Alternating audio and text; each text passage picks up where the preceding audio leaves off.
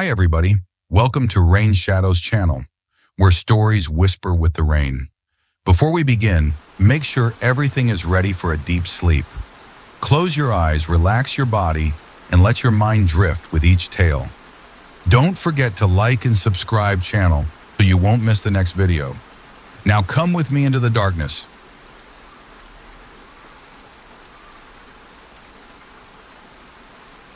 Thomas had worked at the Hemsley Town Library for nearly 12 years. It wasn't a remarkable place, a two-story brick building with a leaky roof and a children's section that always smelled faintly of applesauce. The computers were outdated, the lighting was harsh, but it was quiet, predictable. The kind of place where the books remembered being read and the walls remembered the readers. Thomas liked it that way. He arrived early every morning, well before opening, and stayed late on most nights. He knew the Dewey Decimal System better than his own birthday. Every shelf, every crooked label, every misplaced paperback had passed through his hands at one point or another. So when he noticed the new aisle, he didn't question himself. He had been restocking non-fiction titles in the lower level, history and biography mostly, when he saw it. A narrow passage tucked between aisle 9 and aisle 10. No signage, no number. Just a dark sliver of space that hadn't been there the day before. At first he thought it was a trick of the light, but when he stepped closer the corridor was real. Narrower than the others. The carpeting changed too, thicker, older, patterned in a design he didn't recognize. The fluorescent lights above flickered as he entered, casting a low amber glow over the space. The air was cooler and quieter. The aisle led to a single metal bookshelf. Unlike the others in the library, this one was rusted at the base, with ornate side panels like something out of the 1940s. The shelves were filled, not haphazardly, but with careful, deliberate placement. Each book stood perfectly upright, dustless, though everything around them had the thick stillness of long-forgotten things. Thomas looked up. There was no ceiling above the shelf, just shadow. He checked his clipboard. Aisle 9 ended with World.War II histories. Aisle 10 began with civil rights. There was no aisle 9.5. No record, no gap. He scanned the spine of the first book. No call number, no label. Just a plain black cover with a single embossed word, Eleanor. He picked it up. It was heavier than expected. The paper inside was thick, slightly yellowed, and the handwriting it was handwritten was small and precise, slanting slightly to the left. The first sentence read, Eleanor knew she would never tell anyone what happened in the attic. But the house remembered, even if she tried to forget. Thomas paused. He didn't know anyone named Eleanor. But the tone, the style, it felt familiar, like something he'd read before or maybe dreamed. He replaced the book, took a step back, and noticed something else. Each spine bore a name, not titles, just names. Dozens of them, all different, all uncatalogued, and none of them belonged to any book he'd ever seen before. Thomas returned to the aisle the next morning. He told himself it was curiosity, professional diligence, a need to confirm he hadn't imagined it, but deep down, he already knew it would still be there. And it was. Exactly the same. The same dim lighting, the same still air, the same row of unnamed books standing quietly as if they had never been moved. He chose a different volume this time. A faded green hardcover labelled Gregory. The inside cover had no publishing information, no barcode, no author name. Only a dedication, scrawled in the same tight handwriting as before, to the one who forgot too much. Thomas began to read. It wasn't fiction, it was a life. Each page chronicled the thoughts, routines and fears of a man named Gregory Doyle, a mechanic who had lived just a few blocks from the library. Every paragraph felt like it had been transcribed directly from memory. Not someone describing Gregory, but Gregory himself. Thinking, reflecting, existing on the page. It recounted small things. Moments no one would have written down. A chipped coffee mug he never threw away because it reminded him of his father. The way he counted his steps from the garage to his house, 12.5, unless it was raining. The guilt he carried for checking his voicemail the night his mother died, then deciding not to call back until morning. These weren't scenes. They were confessions. And Thomas had never seen anything like it. He replaced the book gently and scanned the shelf again. Name after name, no repeats. A few stood out. Sarah! Same name as the girl who worked the circulation desk on Tuesdays. Lenora, the woman who owned the bakery on Main Street. And then Thomas, his own name. Wedged between Samuel and Tessa, his fingers hovered. He didn't want to open it. Not yet. Instead, he chose Lenora. He remembered her from childhood. She used to give him free cookies when his mother dragged him along for errands. The book followed her life with haunting intimacy. Not just what she did, but what she thought. Every fear she never voiced. The names she whispered in dreams. The quiet wish she made when no one was looking. It ended abruptly, on a page that read, She wiped her hands on her apron and turned off the lights. Somewhere behind her the flower began to settle, and she wondered, not for the first time, if she had been forgotten too early. Thomas closed the book with shaking hands. These weren't stories. They were records. And if they were records, someone or something had been watching, documenting, remembering. The library had a new archive, one hidden in a space that didn't exist on paper, and somehow it knew everything. Thomas tried to rationalize what he had found. He scoured the library's catalogue system, old ledgers, even paper checkout records from before the database went digital. No mention of the aisle, no mention of the books, no mention of the names on the spines, not a single one. He asked around casually, other staff, volunteers, even the head librarian. No one had ever noticed an extra aisle. A few of them smiled politely, assuming he was joking. One asked if he'd been reading too much archival horror fiction. He stopped asking. The next day, he returned with a handheld camera. He filmed the corridor as he stepped in, narrated the experience, described each book he touched. But when he played the footage back in his office, the screen showed something else entirely. It showed him standing still, not browsing, not moving, just frozen in front of the metal shelf, eyes open, mouth slightly ajar, hands at his sides. 47 minutes of silence and stillness until the camera's battery died. He didn't remember standing still. He remembered turning pages, but the footage said otherwise. That night, he dreamt of shelves taller than buildings, endless rows of spines without titles, each one breathing faintly when touched. As he walked through the aisles, his footsteps echoed, not in space, but in rhythm, as if the shelves were mimicking him a beat behind. When he woke, the library's lights were already on. He didn't remember turning them on. The next book that caught his attention had no color at all. A matte black cover, no name, no spine, no page numbers. Inside, every page was blank, except the first. Written in the same slanted handwriting, a single sentence stared back at him. You were never the librarian. You were the archive. He felt a weight settle in his chest. He put the book back. But when he turned to leave, another book had appeared at the end of the shelf. A red one. Thin. Unfamiliar. He pulled it down. It was labelled simply, Thomas, Volume 3. He hesitated, then opened to the middle. His own thoughts stared back at him, word for word.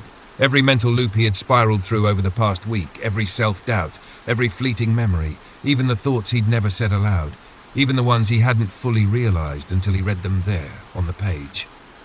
He closed the book, put it back, walked out of the aisle without looking back. Later that night, he found Volume 4 already waiting for him at his desk. He hadn't brought it there. He hadn't touched it. But the cover was warm. And when he opened it, the first sentence read, He tells himself this will be the last time. The following week, Thomas stopped showing up for staff meetings. He no longer answered emails.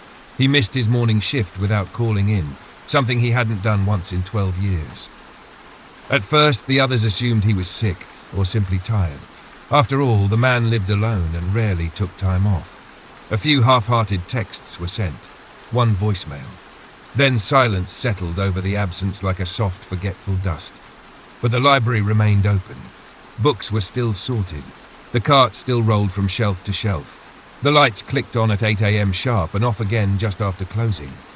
It was as if Thomas had never left, yet no one could recall seeing him. His desk remained untouched, save for a single book resting neatly in the center. A thin black volume. No call number. No checkout card. The title stamped faintly in silver, Thomas, Volume 5. No one admitted to placing it there. No one removed it. Eventually, the other librarians stopped asking. Deep below, in the basement, between aisles that shouldn't exist, the forgotten corridor waited. Its carpet remained thicker, the air heavier. The lights above still hummed with a soft amber glow. And the shelf at the end had grown. Where once there were dozens of books, now there were hundreds. Some still bore familiar names, some had none at all. The books breathed gently when touched, the pages whispering faintly, too low to hear, but loud enough to feel. Near the center of the shelf, 5 volumes sat together, each labeled Thomas. Each identical in size, each slightly warmer than the air around them. The final one, Volume 5, was still open. Its last sentence incomplete, only a few words written, the ink still drying. He steps into the aisle for the last time, unaware, and nothing more. No one has seen Thomas since. But sometimes, if the building is quiet enough and the basement lights flicker at just the right angle, the corridor reappears. A narrow gap between shelves, too small to notice, unless it's looking for you. And if you enter, if your fingers graze the edge of a spine with no title and your name happens to be written there, you'll understand. Too late. Because by then, the shelf has already started writing you.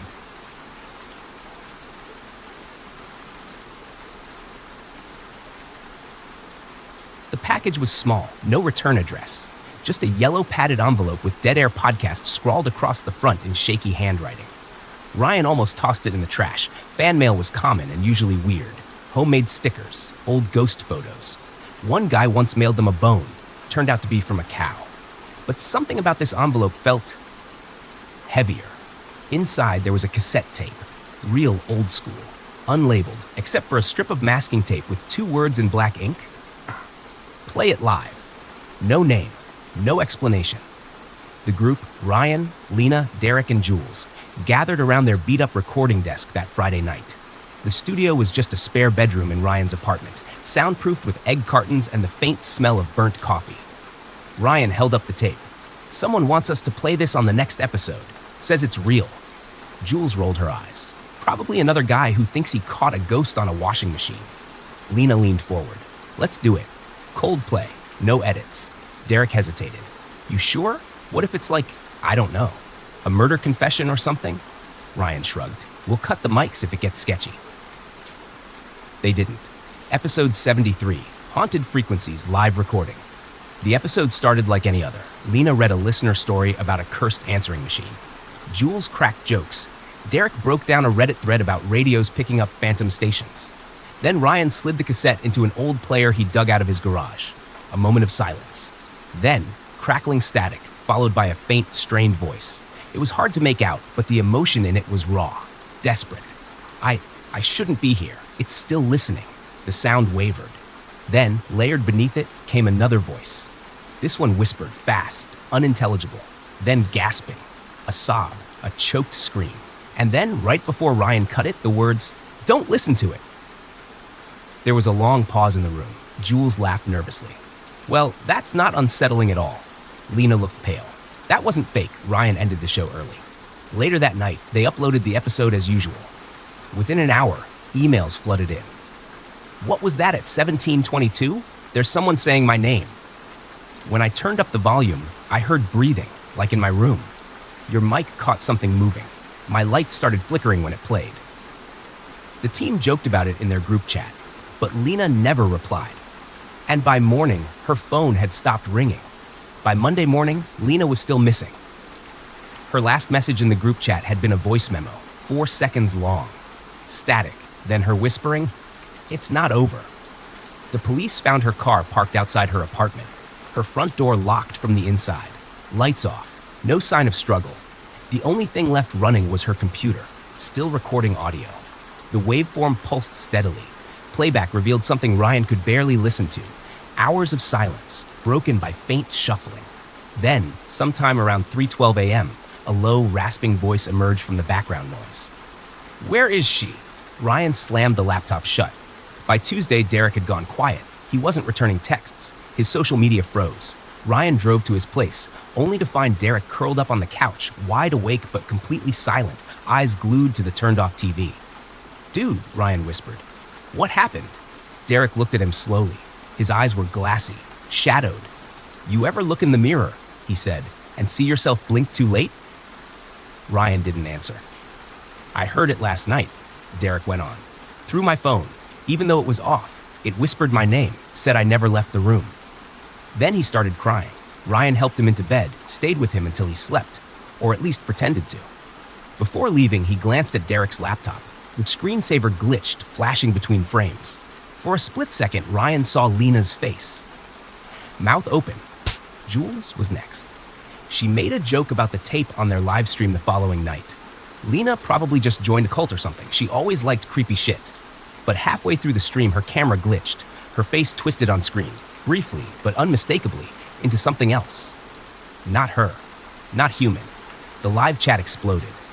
WTF just happened to Jules? Was that her voice layered over the stream? I heard someone whisper, "I see you too."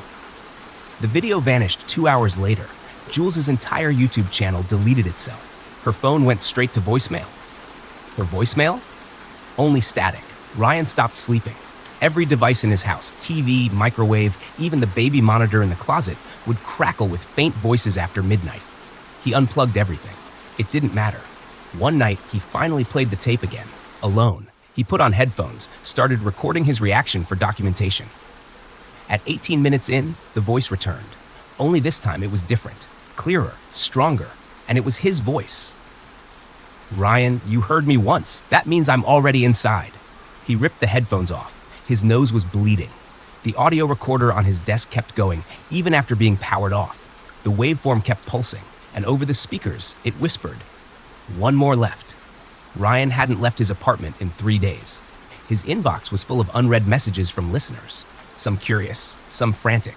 A few said they couldn't sleep since hearing the episode. Others claimed their devices were acting strange. One person even emailed a screenshot of a waveform embedded in their dream. They all described the same voice. Ryan didn't reply. He was too busy following the only clue that mattered, the cassette. He started by analyzing the audio waveform. Deep in the spectrogram, buried beneath layers of static, was a strange pattern. Not random noise, it pulsed rhythmically, too precise. He ran it through old radio signal databases. It pinged one match. Station, Z10311, Northern Pennsylvania. Status, defunct. Year terminated, 1997.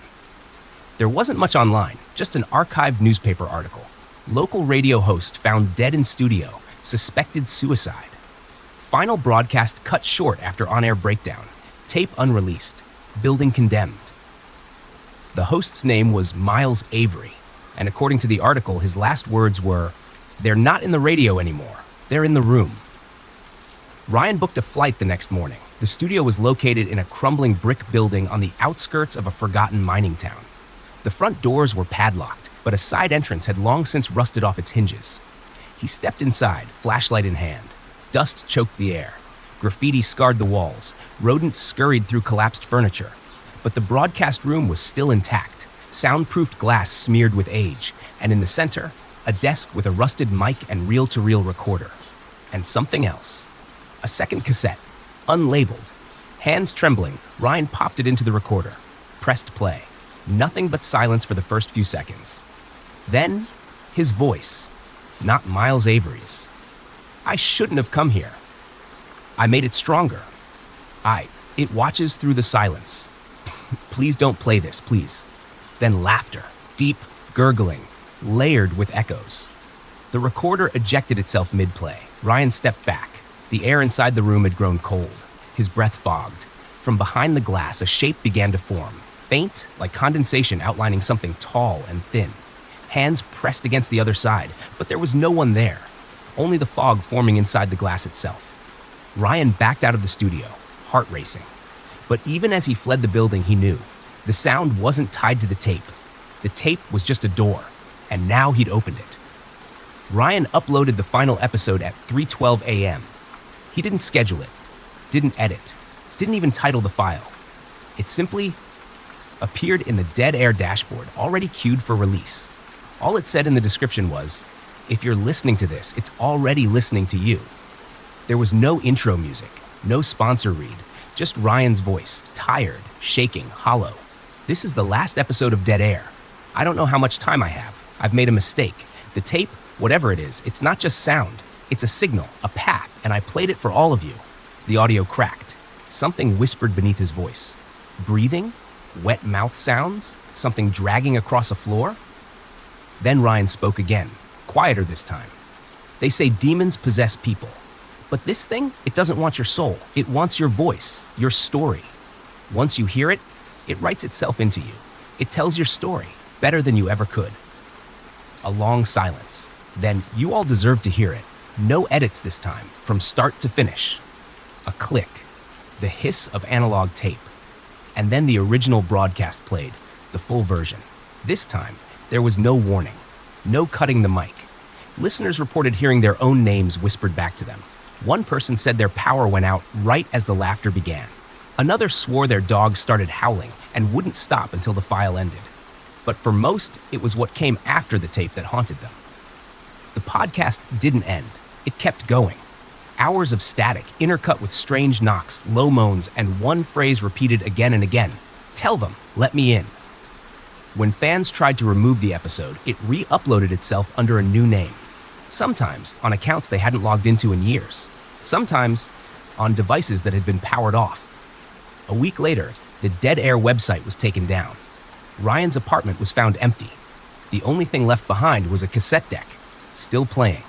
The tape had no label, but written in black marker across the plastic case were 3 words: still on air. And if you search hard enough, you can still find it, buried in the archives of an old podcast mirror site. But if you press play, don't expect to hear Ryan's voice anymore. Because what's broadcasting now...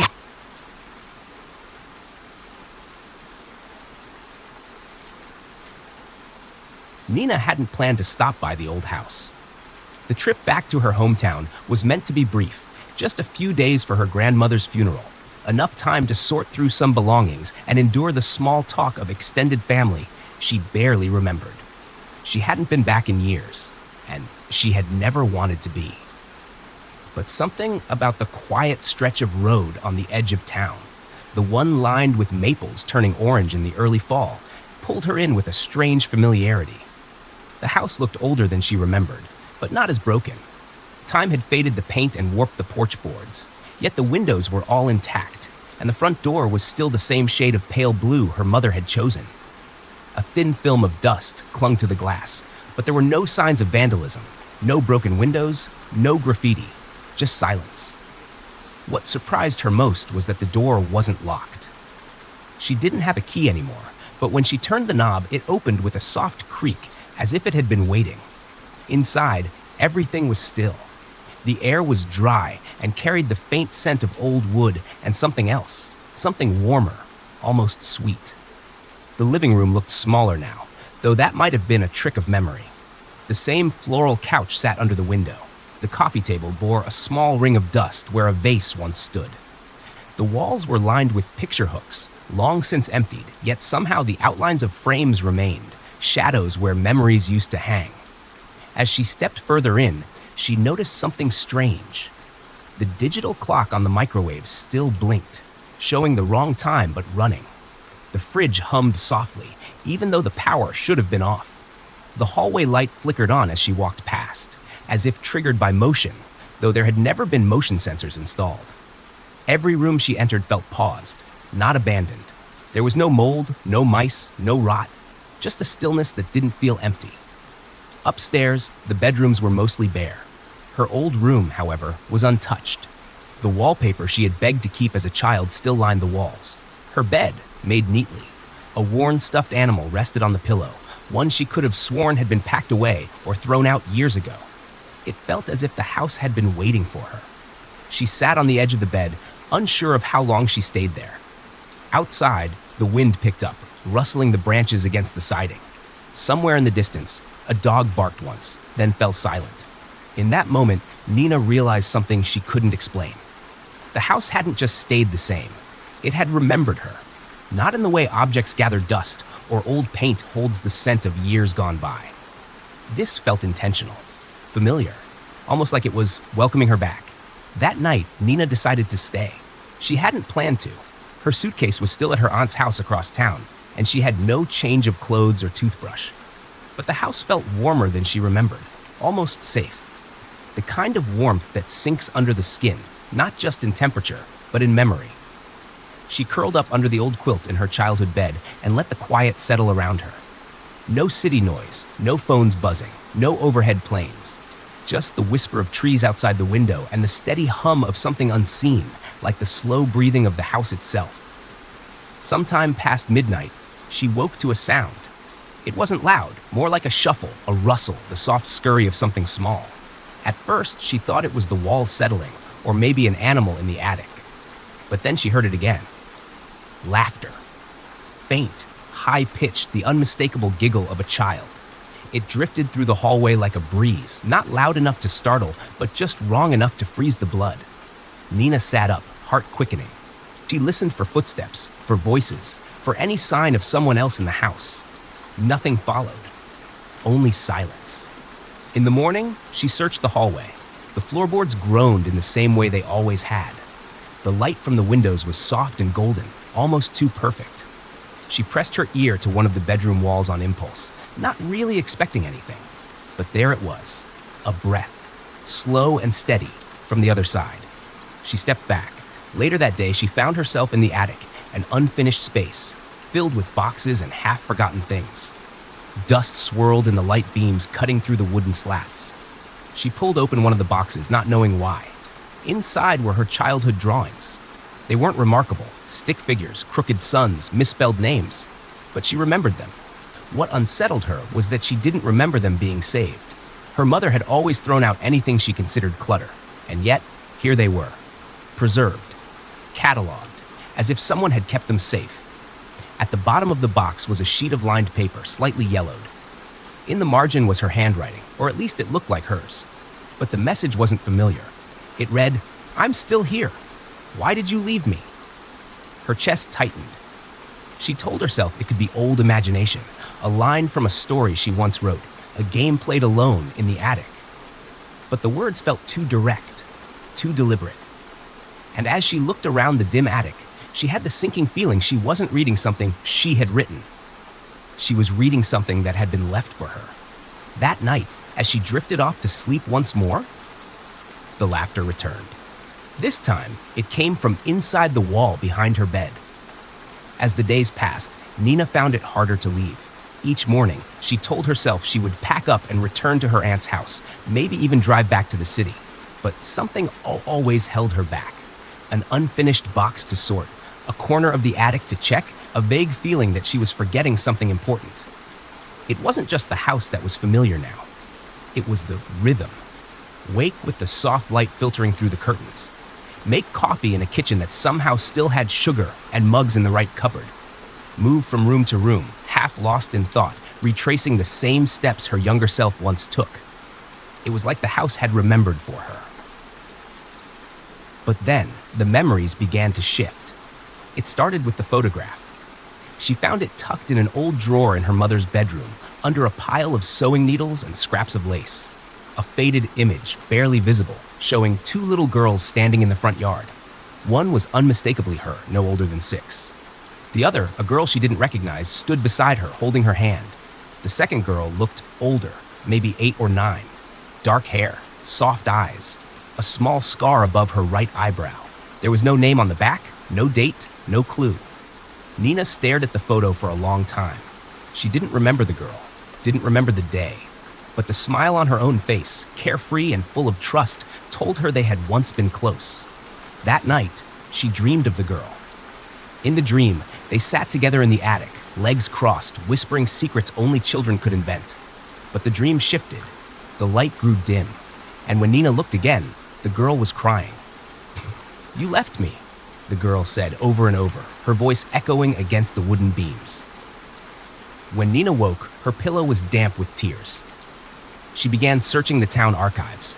It was a small place, and most of the records were still on paper. Births, property transfers, old newspaper clippings. She found nothing under her own name that surprised her. But when she looked up the address of the house, she found a record from 1987. 9 years before her family had moved in. A missing child, Rachel Lynn Carter, age 9. Last seen playing in the front yard of that same house. Never found. The photo attached to the case file was clearer than the one Nina had in her pocket. It was the same girl. Scar above the brow, same soft eyes. Rachel. The girl from the dream. The girl from the photo. The girl Nina didn't remember, because the memory had never been hers. Or at least not entirely. Nina didn't try to leave again, at least not right away. After finding Rachel's file, she returned to the house in a fog. The floorboards creaked the same. The scent of the hallways felt more familiar than ever. The kitchen light clicked on as she passed, even though she had stopped questioning how or why. Outside, the town carried on, unchanged. But inside, the house moved with her, as if it was breathing her in, drawing her back into some rhythm she'd forgotten long ago. That night, she heard footsteps upstairs. They were light, childlike, pacing back and forth across the landing. She stayed in bed, listening. When morning came, the hallway was empty, but the door to the attic stood open. By the end of the week, time had softened. She no longer checked her phone, no longer looked at the clock, no longer thought about her aunt or the city, or even the funeral she had come to attend. The world outside the house felt distant, thin, like a dream that fades the moment you open your eyes. One afternoon, she wandered into her childhood bedroom and found the bed freshly made. The sheets were the same ones from her 10th birthday, the ones with tiny stars and moons her mother had sewn by hand. There was a single candle lit on the desk, and a note. It read, simply, "She stayed." Nina didn't remember writing it, but she didn't question it either. The next morning, she woke to birdsong. Soft, bright sunlight spilled through the curtains, the kind of light that made everything feel new again. She got dressed slowly, her hands moving without thought, and walked downstairs. In the kitchen, the radio was on. She hadn't turned it on, but the voice it played was one she hadn't heard in years. It was her mother. Reading a bedtime story, her favorite, the one about the little girl and the fox that never came home. The recording looped, skipping slightly before repeating, over and over. The voice never faded. Nina sat at the table and listened. She listened for a long time. When her cousin arrived 2 days later, the front yard was overgrown but quiet. The house looked empty, still locked. No sign of Nina. No answer when she knocked. She broke in through the back. Dust covered everything, but nothing looked disturbed. Only one thing felt out of place. In Nina's childhood room, the bed was made, and on the pillow sat a small cassette tape, labeled in red ink, "I remember now." There was no player in sight, only the soft hum of the house, breathing slowly. And on the wall above the bed, barely visible beneath the old wallpaper, someone had written, "She never left. The house remembers."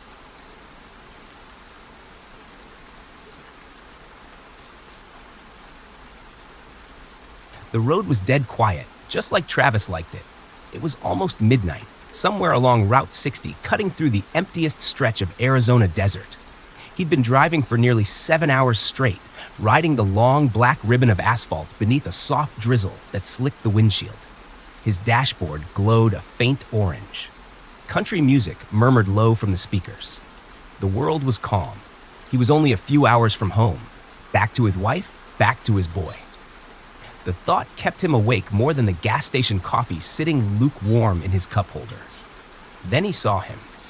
A man standing on the shoulder just past a flickering mile marker. Thin, hood up, holding his thumb out. Travis's hands tightened on the wheel. Nobody hitchhiked anymore. Not really. And not out here. Not in the middle of nowhere. He passed the guy, slowed just enough to think. "Just keep going," part of him said. But then he thought about how cold it must be out there. How alone. And how he'd once needed a ride himself years ago when his engine had died on a snowy road in Colorado. Someone had stopped for him that night. Maybe this was just karma. Travis hit the brakes. The figure jogged up to the passenger side. Travis leaned over, unlocked the door. "Appreciate it," the man said, voice low but calm. He slid in, pulled the door shut. "Name's Eli." "Travis," he nodded. "Where you headed?" "Anywhere you're going," Eli said with a smile. Something about his voice was odd, like it echoed a little, even in the enclosed cab. But Travis didn't say anything. The guy looked harmless enough, older than him by a few years, clean-shaven, black coat soaked at the shoulders. They drove in silence for a few minutes. The rain ticked louder. Then Eli spoke. "So how's Emma? Still making those lemon bars you hate pretending to like?" Travis blinked. "What?" Eli chuckled softly. "Your wife. Emma? She made them every Sunday for 5 years, and you smiled through every bite." Travis's grip on the wheel tightened. How do you know that? Eli turned to face him, still smiling. Relax. I'm just good at reading people. But it wasn't just guessing. 5 minutes later, Eli mentioned Travis's old dog by name, then brought up a fight he and Emma had last month. Verbatim, Travis's skin went cold. You're not reading me, he said, trying to keep his voice steady. You're remembering. Eli looked out the windshield, rain glinting in his eyes like glass. Could be. Then he said something that made Travis's stomach twist into a knot. Do you remember the accident? The accident. Travis's hand slipped slightly on the steering wheel, which had suddenly become slick with sweat. What accident? He asked, trying to keep his tone casual. Eli didn't answer right away. He kept his gaze fixed on the dark road ahead, one hand resting loosely on his knee, the other tracing something invisible on the window glass. Travis could feel the silence shift. The one that nearly killed you, Eli finally said. 3 years ago, you were driving west from Albuquerque just past midnight, fell asleep at the wheel, rolled your truck into a ravine. Travis's throat went dry. You were pinned under the dash. Eli continued, voice calm, like he was reciting a grocery list. Both legs broken, 3 cracked ribs. It took rescue crews 4 hours to find you. But during those hours, you stopped breathing. Twice. Travis didn't respond. Couldn't. That accident wasn't in any police report. He'd specifically asked the paramedics to keep the story quiet. He didn't want his family to know he'd fallen asleep. Emma only knew he'd crashed, not the rest. And he sure as hell never told anyone he'd had visions while unconscious. A long hallway, flickering lights, a voice that called his name from the end of it. You said something, Travis whispered, about helping me. Eli turned to him then, eyes unreadable. I was there, he said. Travis gripped the wheel so tight it groaned under his hands. There? What do you mean there? You remember the hallway, don't you? Eli said gently. With all the doors? You didn't open any. Smart man. Travis's mind reeled. He'd never spoken to anyone about that place, that dream, or whatever it was. The corridor that felt too real to be imagined. He shook his head. This is insane.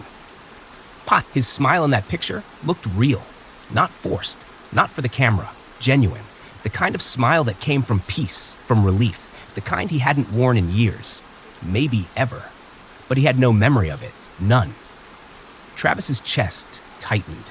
His hands trembled slightly against the wheel. I don't remember, he murmured. I know, Eli said. Some things don't come back with you, but they leave a trace. Travis looked at him, voice raw. Why are you showing me this? Why now? Eli tilted his head, considering. Because your time's almost up. He said it without malice. No threat, just a fact. I gave you one chance, Travis, and you've lived it. You did good for a while, but you've started slipping again. Travis shook his head, confused. What are you talking about?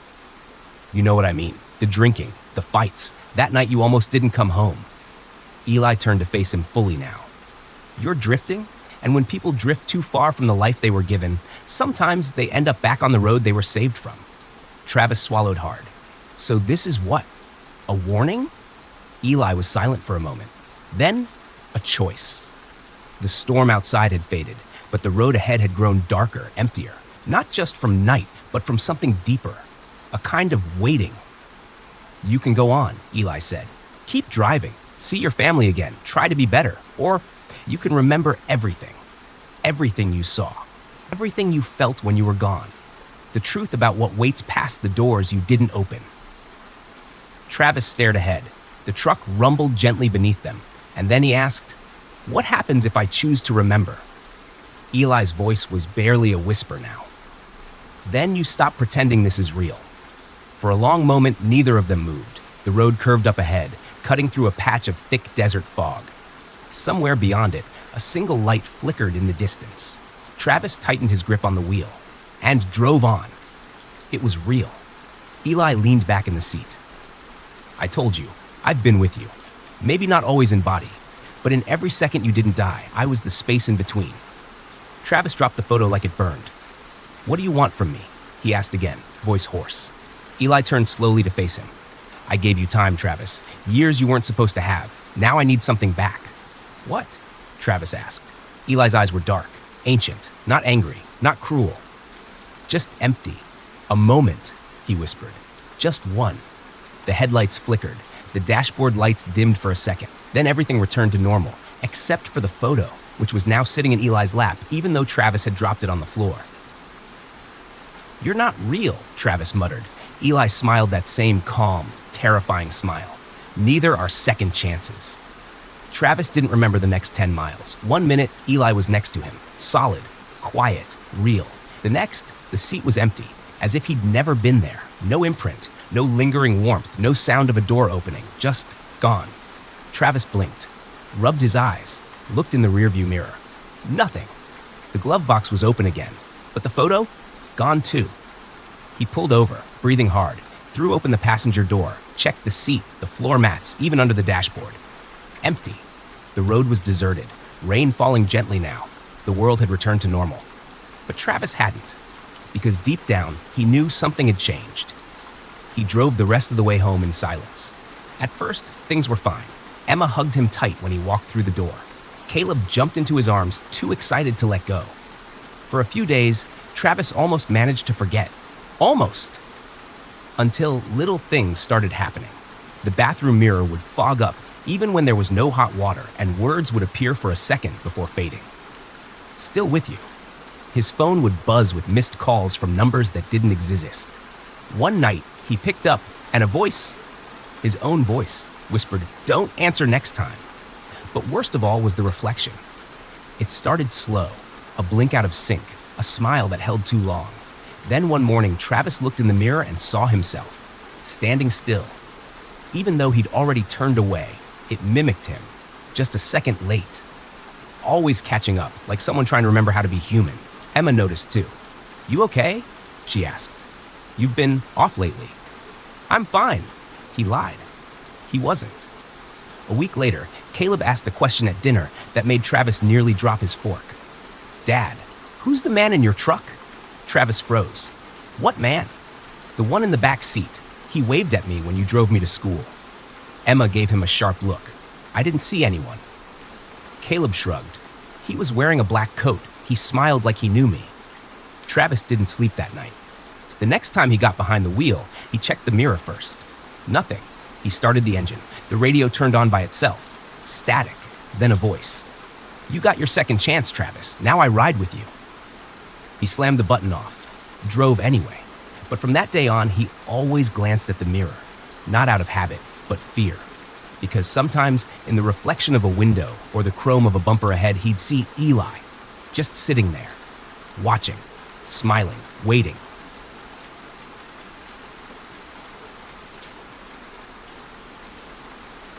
The apartment was cheap. Too cheap, Maya realized, as she stood in the middle of the dusty living room, clutching a box of books and staring at the faded floral wallpaper curling at the edges. But after the breakup, the move, and the constant ache in her chest that came with starting over, it was all she could afford. The listing called it vintage charm. What it really meant was creaky floorboards, stubborn windows, and the faint scent of old wood and forgotten memories. Still, it had character. High ceilings, a clawfoot tub, morning light that filtered through lace curtains like it belonged in an old photograph, and silence.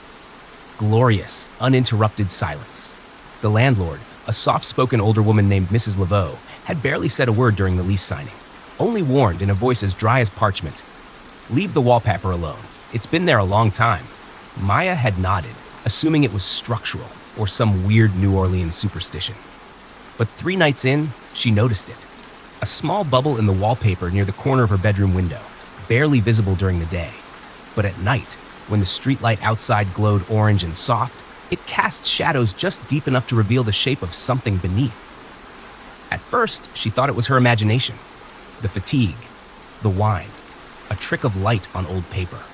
But on the 4th night, she sat up in bed, staring. There, just behind the thin floral print, was the faint outline of a face. Small, feminine, delicate features, eyes closed, not painted, not drawn, pressed. Like someone had leaned into the wall from the inside and left an imprint. Maya's skin crawled. She turned on every light in the apartment, checked behind curtains, opened closets, nothing. The next morning, determined to prove it was nothing, she peeled back a corner of the wallpaper. Just drywall, No face, no marking, nothing at all. But that night, when she turned off the light, the face was back. Only now the eyes were open. Maya couldn't stop staring. By day, the imprint vanished, just faded floral patterns and slightly yellowed seams. But every night, when the light outside hit the wall just right, the face returned. And it wasn't just there, it was watching. At first, she told herself it was grief, the breakup, the move, her mind trying to find something familiar in unfamiliar walls. But on the sixth night, she couldn't take it anymore. She peeled, just a corner, just to see. Behind the first layer was another, an older wallpaper, faded green with faint white vines, more brittle, more delicate. And beneath that, a smudge, barely visible, like someone had rubbed charcoal across the wall in the vague shape of a face. No eyes, no mouth, just the suggestion of something. The next night, the eyes were there, drawn delicately, wide open. Maya didn't sleep. Every time she rolled over in bed, she felt it, like the face was moving, shifting position slightly, always watching. She tried taping a towel over the spot. By morning, the towel was on the floor. She painted over the wallpaper with a fresh coat of white primer. The next night, the paint was cracked and peeling, and the eyes were wider. She started peeling again, layer by layer, and with each strip, the face became clearer, like it was emerging, slowly, expression by expression. One night, it looked sad. The next, angry. Then, something worse, hopeful, as if it knew she was getting closer, as if it wanted her to keep going. Maya took pictures, sent them to her friend Danny. "I think my wall is haunted." "Lol, look at this face." No reply. When Maya called, the line rang once, then crackled into static. She thought she heard breathing, a whisper, then silence. She didn't try again. By the 10th night, Maya had peeled almost the entire corner wall, and there it was. A full face, not painted, not drawn, pressed into the plaster like a fossil. Eyes, nose, mouth slightly open, as if it had been whispering something, frozen mid-word. But it wasn't silent. That night, as she lay in bed, she heard it. A voice, soft, feminine, coming from inside the wall, almost out. Maya hired a handyman the next day. She told him there was a moisture problem behind the wall, maybe mold. She didn't mention the face, or the voice, or the dreams where she stood motionless while someone behind her whispered her name, in her own voice. The man, Luis, was kind and professional. He brought tools, scanned the wall, knocked on the surface. "It's hollow behind here," he said, frowning. "You sure this is part of the outer wall?" Maya shook her head. "No idea. The building's old. Maybe something got sealed off." Luis nodded. "Could have been a closet or an old fireplace. You'd be surprised how many places in this city have hidden rooms." He started cutting. Dust filled the air. Maya covered her mouth, heart racing. The drywall peeled back like skin, revealing aged wood beams and a frame behind them. Then the smell hit. Musty, dry, like pages long buried. Luis stepped back, wiping sweat from his brow. "There's definitely something back here." He pried a panel loose, and behind it, a room, barely bigger than a walk-in closet. Dust floated in thick ribbons of light from a vent near the ceiling. The walls were covered in faded floral paper, the same as her bedroom. A small vanity stood in one corner, its mirror clouded with age. On the floor lay a child-sized trunk, half open, revealing lace gloves, a yellow dress, and a tarnished silver brush. And on the wall, mounted perfectly, a charcoal portrait of a woman, young, dark hair, eyes soft and sad. She looked almost exactly like Maya. Luis stepped forward. "Creepy. Looks like someone bricked this up decades ago. Why would they hide?" The light bulb in the hallway flickered. Luis stopped mid-sentence, his eyes fixed on the mirror. "What?" Maya asked. He pointed slowly. You're standing behind me." She wasn't. She turned toward the mirror and saw herself, but not how she stood now. The reflection wore the yellow dress from the trunk. Her expression was blank, still, and her hand was resting gently on Luis's shoulder. Luis backed out of the room. "I don't like this. You need a contractor or a priest." Then he left. Fast. That night, Maya didn't sleep. She sat at the vanity in her own bedroom, staring at herself. Only, she wasn't wearing her usual clothes. Her reflection had on the lace gloves, and it was smiling. Maya stopped leaving the apartment. Days blurred into each other. Light and shadow crawled across the walls like old film reels. She slept on the floor of the hidden room now, wrapped in a blanket that wasn't hers, beneath wallpaper she hadn't chosen. Her voice sounded different, softer, more careful with words. And when she looked in the mirror, the woman looking back wore the dress from the trunk more often than she wore sweatpants. At first, she thought it was a game, something her mind made up to cope with the loneliness, the city's strange energy, the lingering heartbreak. But then she found the diary, tucked in a false bottom of the vanity drawer, worn leather, faded ink. The name on the first page, Celine Moreau. April 1968. Maya read every page. Celine had been a painter, reclusive, brilliant, in love with a man named Henry, who locked her away when her mind began to unravel. He took away her paints, then her brushes, then her windows. When she refused to forget who she was, he walled up the room. But Celine didn't die in silence. She whispered into the walls. She stayed. That night, Maya stood in front of the mirror for hours. Her own reflection blinked out of sync, smiled when she didn't, and finally whispered, "Thank you, ma chère." The lights flickered. The mirror shimmered, and Maya stepped forward. Or maybe it was Celine, or maybe it didn't matter anymore. The next day, Mrs. Laveau knocked on the apartment door for rent. No one answered. She let herself in with the spare key. Everything was silent. Clean. Not a trace of Maya. No suitcase, no dishes in the sink, no clothes in the hamper. Like no one had ever lived there at all. But when she walked into the bedroom, she noticed something strange. The wallpaper had been redone. Fresh, tight to the walls. A pale yellow floral with soft vines. Almost too perfect. She turned to leave and paused. In the morning light pouring through the window, the wall shimmered just slightly, and for a moment, there was a face, smiling, eyes wide, watching.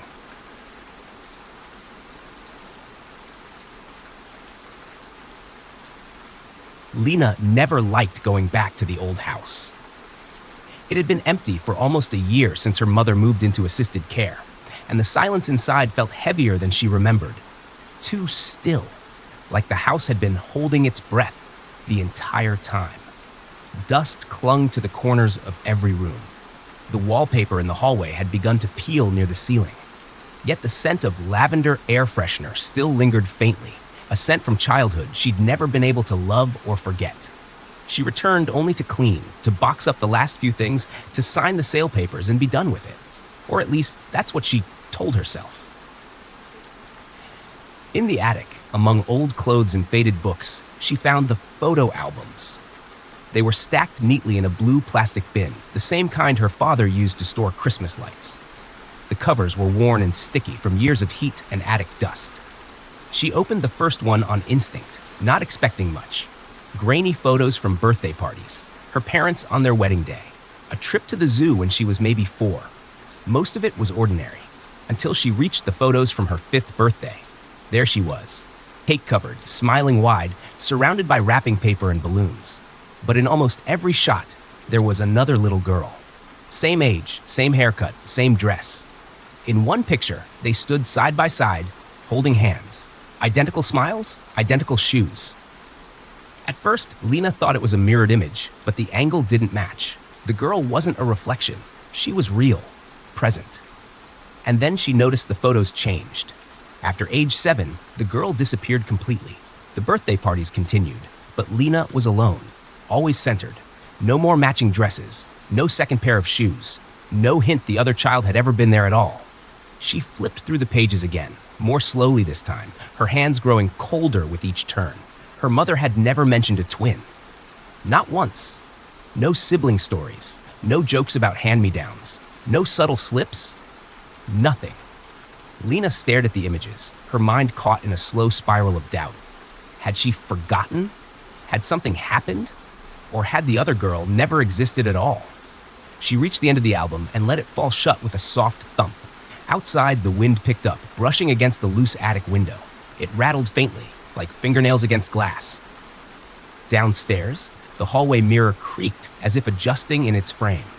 And for the first time in years, Lena felt the distinct, cold sensation of being watched. Not from outside, not from behind, but from somewhere, just behind the memory. The next morning, Lena drove to the county hospital. It was the same squat building of beige brick where she'd been born, tucked beside a narrow road that led to nowhere. She hadn't set foot inside since her teenage years, but the smell, sterile and metallic, hadn't changed. At the records window, she requested a copy of her birth certificate.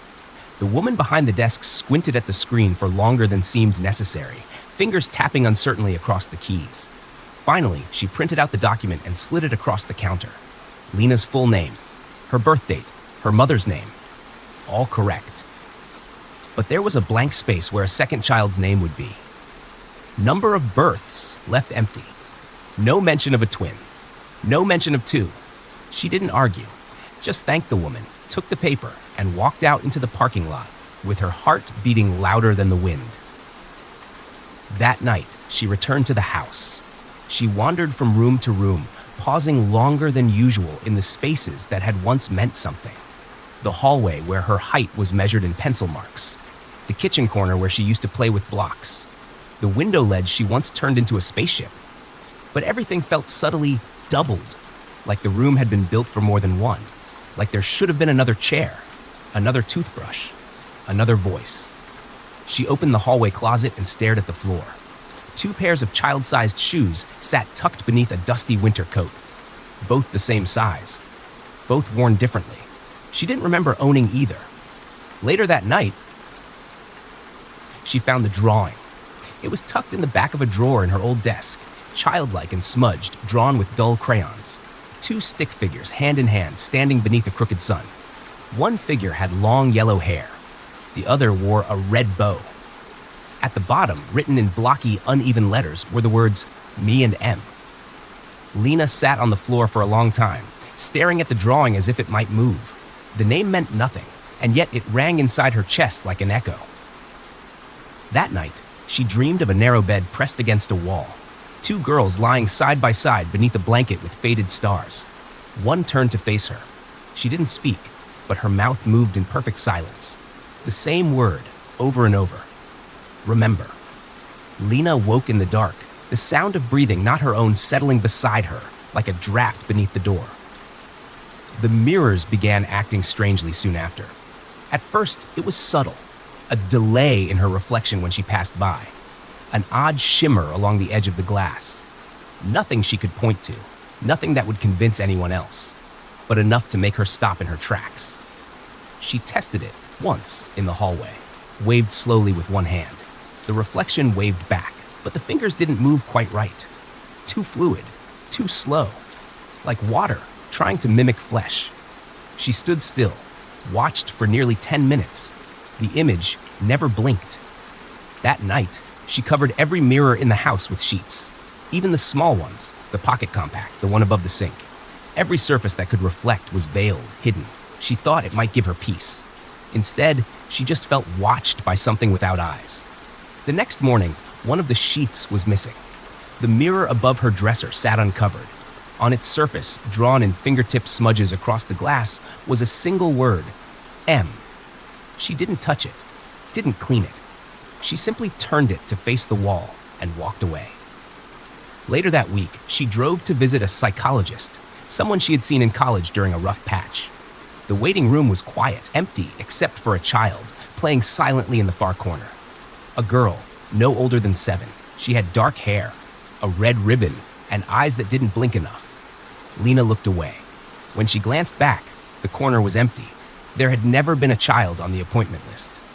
She never told the doctor what she was really seeing, only that she was struggling with dreams, with returning to old places, with feeling not alone when she clearly was. He recommended meditation, possibly sleep aids. Lena never went back. That night, she walked into her childhood bedroom and found the mirror on the wall had cracked from the inside. The break formed a perfect arc, like a smile. There were no shards on the floor, just one small handprint on the glass. She stood in front of it for what felt like hours. The light in the hallway flickered. Somewhere deep in the walls, she thought she heard whispering. Not words, just sound. The next morning, she found a single braid of dark hair resting on her pillow. It wasn't hers, and it was tied with a red ribbon. You can ignore a face for only so long. You can cover it, avoid it, convince yourself it's imagination. But when it begins to move without you, when it learns your name before you do. Then it's no longer just a reflection. It's waiting for you to remember or for you to leave so it can come back. It was nearly dawn when Lena found the journal, tucked beneath a false bottom in her mother's dresser, wrapped in an old cloth diaper, yellowed with time. The handwriting inside was unmistakably her mother's, familiar loops and rushed curves, but the tone was different. Hesitant, uncertain. The words looked like they had been written in a single sitting long ago, then never revisited. The first page began with a date, March 2nd, 1994, the day Lena was born. The entry beneath it was brief. 2 girls, identical, one smaller. Doctors didn't seem worried, but I knew something was wrong the moment I held her. Lena turned the pages slowly. Most entries after that were about her. First words, teething, laughter, but scattered between them were phrases that twisted in her gut. The smaller one cries at night, but Lena doesn't wake. Sometimes I dream of them both, but when I wake, only one crib is full. No one ever mentions the second. They look confused when I ask. And then, near the end, the doctor said there was never a twin. But I held her. I know I did. Maybe forgetting was the only way to keep the one who stayed. The rest of the pages were blank. Lena sat in silence, the journal open in her lap as the early morning sun bled through the blinds. The air felt colder now, like something in the house had shifted, had finished waiting. She stood, walked to the hallway mirror, the one she had turned toward the wall, and faced it again. This time, the reflection didn't follow. It remained still. Then it smiled. Softly. Not with malice, but with recognition. Lena reached out. So did the girl in the mirror. Their fingertips didn't meet glass. They passed through it like breath. She woke in the middle of the night to the sound of laughter. Not cruel, just distant. Familiar. Her room looked the same, but the mirror no longer held her shape, only the pale wallpaper behind it, and a name scrawled faintly beneath the surface. M. The next morning, her father stopped by the house. He found the front door unlocked, the bedroom empty. No signs of struggle, no signs of presence, just a single note on the vanity, written in a child's handwriting. This time, I'll be the one who gets remembered, and tucked beside it, 2 pairs of shoes, identical, dusty from waiting, one pair still warm.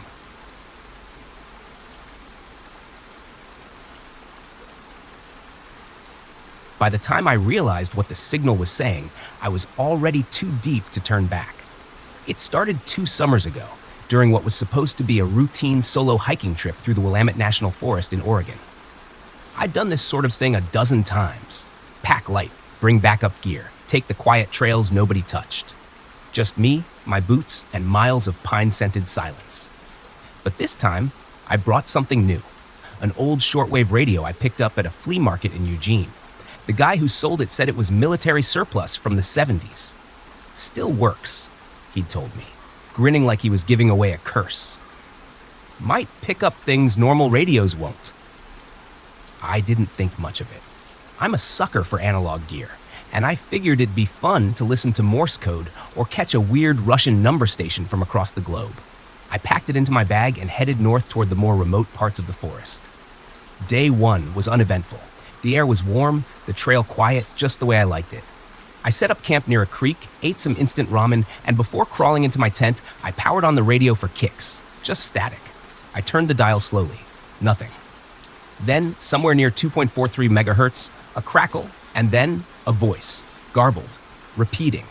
LP help me? Anyone out there, please? I froze. It was faint, broken, but unmistakably human. A man's voice pleading for help.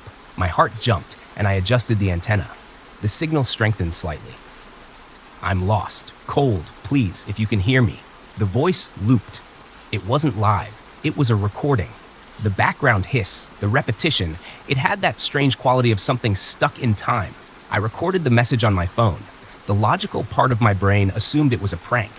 Maybe a survivalist playing tricks, or an old distress signal bouncing around the hills. But another part of me, the irrational, goosebumps on my neck part, felt something else. I barely slept that night. Day 2, I hiked further off trail, mostly just to distract myself. The forest was beautiful, sure, but it felt different now, like the trees were leaning in, watching. I know how that sounds, but if you've spent real time in deep wilderness, you get it. Sometimes the forest?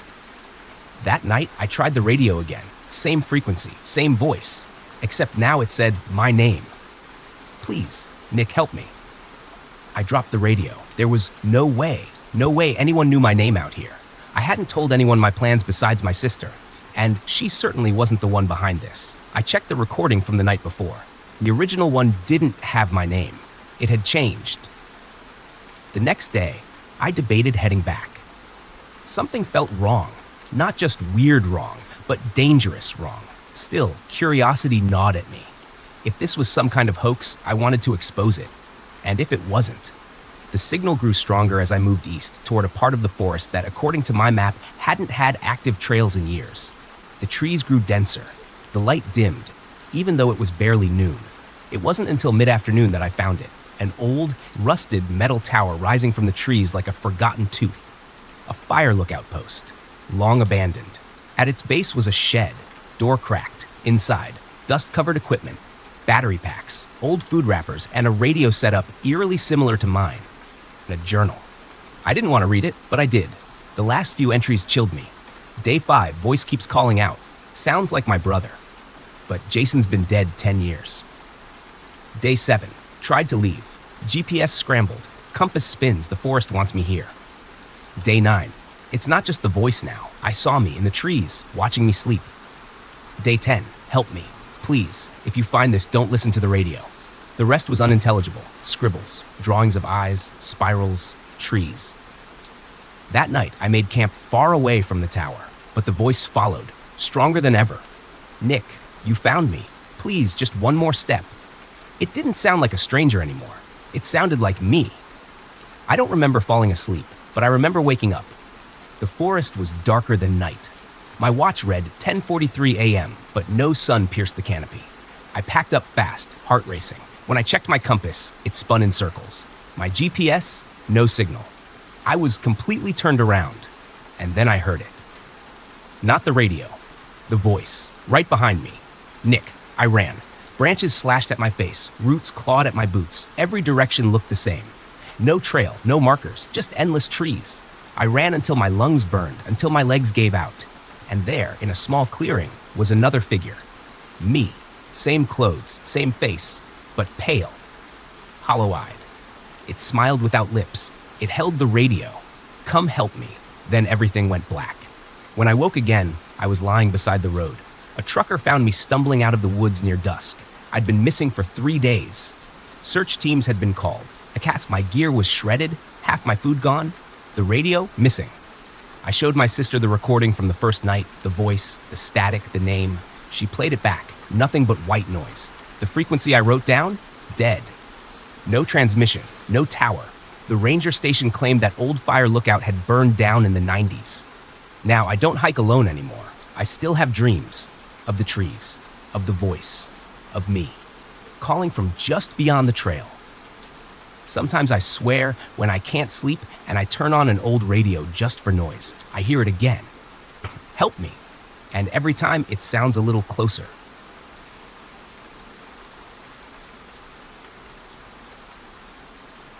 The ferry pulled away from the dock just after sunset. The water was calm, quiet, in that heavy way coastal air becomes when fog starts to rise. A faint chill hung in the breeze, not cold enough to see your breath, but just enough to make jackets feel thinner than they were. There were 5 of them on the trip. Old friends from college, scattered by life, recently reunited by a rare alignment of time and convenience. The ferry was supposed to be a short ride, no more than 30 minutes across a narrow strait to a small island off the coast. A weekend getaway. Nothing complicated. They boarded without incident, found a corner on the upper deck near the railing, and watched the shoreline slowly disappear behind them. No one noticed when the fog thickened. At first, it was just a mist hovering along the water's edge. Then it climbed, slowly, gently, until the lights from the harbor faded to nothing more than soft glows in a vast sheet of gray. Soon, the sky vanished all to place by a dome of swirling vapor. The engines hummed steadily below. The other passengers kept to themselves, reading, sipping coffee, staring into the distance. Everything felt muted, like a dream too quiet to wake from. The group passed the time with idle conversation, laughter that felt louder than it should have, and the kind of tired smiles that come after long travel days. But as the first hour slipped past, the novelty began to thin. They checked their phones, no signal. They checked their watches. Each one read the same time, 8:47 p.m., exactly the time they remembered departing. Someone joked that maybe the boat was just slow. No one laughed very loudly. By the second hour, the fog had become a wall. There was no horizon, no birds, no sense of movement at all, despite the churn of water beneath the hull. The ferry continued forward into a space that didn't seem to change, as though it had been carved into a loop, replaying the same few seconds of travel again and again. And yet, no one panicked. There was something about the quiet that dulled the edge of worry. Thoughts drifted. Urgency slipped away like breath on glass. The group leaned into the stillness, trying not to ask the question they all shared. Why haven't we arrived yet? Eventually, someone stood and walked to the edge of the deck. They stared out into the fog. No land, no lights, nothing but white. The engines rumbled. The ferry moved on, and time, for all anyone could tell, had stopped keeping track. An hour passed, then another. But the sky never changed. The fog had become a ceiling now, thick and motionless, glowing faintly as though reflecting light from a sun no one could see. There was no horizon, only white in every direction, above and below, ahead and behind. They wandered the deck for signs of life. No crew, no announcements. The other passengers remained in place, their expressions unreadable. Some stared down at their laps. Others looked straight ahead as if watching something in the fog. One woman clutched an old paperback but never turned a page. The group gathered by the railing. Phones were useless. Every screen displayed the same, no signal.